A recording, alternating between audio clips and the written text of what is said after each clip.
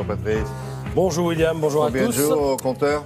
J-5, 5 jours sous tension, nous annonce la Provence à la une. 5 jours, c'est même le minimum, car il y aura l'après 7 mai, après la campagne, l'autre campagne, après la présidentielle, les législatives. On n'en a pas fini avec les tensions, d'autant que tous parient sur une majorité introuvable et que du coup, tous rêvent d'investir. Matignon, hier, on en rêvait chez les Républicains.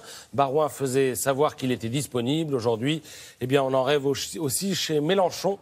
Quand la semaine dernière, Politis titrait sur la nécessité de rebondir, ça n'était pas qu'un simple slogan.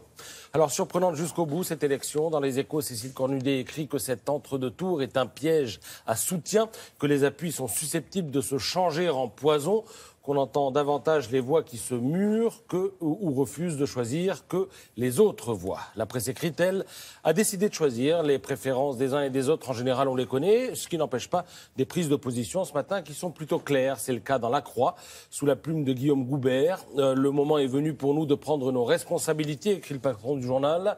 Nous n'acceptons pas l'idée d'un choix déterminé par la crainte.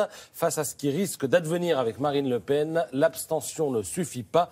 Le programme d'Emmanuel Macron ne peut recueillir notre pleine adhésion, mais parce que ce candidat a fait un choix de rassemblement et de confiance dans l'avenir, nous lui apportons notre soutien. Fin de l'édito. Alors du côté de Libération, sans surprise, les choses sont aussi dites à la une le plus clairement du monde. Pourquoi c'est toujours non, titre le journal, faisant ainsi référence à une une qui fit date et qui remonte à 2002. À l'époque, après que Jean-Marie Le Pen eut accédé au second tour de la présidentielle, Libération avait titré, comme on le voit, non. Alors on s'habitue à tout et on a grand tort, écrit ce matin Laurent Geoffrin. Depuis plus de 30 ans, le Front National fait partie du paysage de la France, si bien que l'indignation des débuts fait place à une sourde réprobation.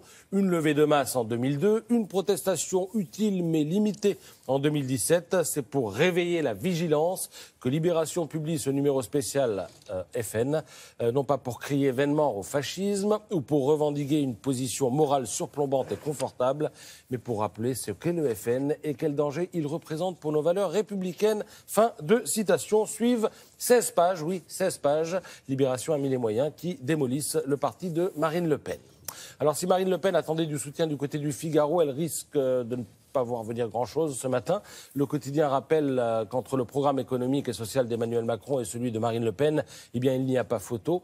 Le premier propose des mesures de bon sens. La seconde préconise une forme invraisemblable de régression, écrit Paul-Henri Dulimbert, qui trouvera à son édito quelques échos, précisément dans Les Échos, qui donnent la parole au monde patronal ce matin. Alors ça donne ce que le journal économique appelle un cri d'alarme. C'est assez rare pour être souligné. Les chefs d'entreprise n'ont pas l'habitude de sortir du bois, mais là, ils lâchent leur coup.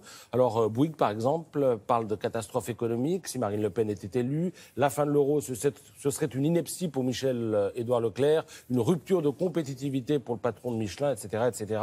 Même si les témoignages sont à charge, Les Échos précisent que pour beaucoup de chefs d'entreprise, le fait de prendre position contre le Front National ne va pas toujours de soi. Voilà. Merci pour l'essentiel de la presse ce matin. À tout à l'heure.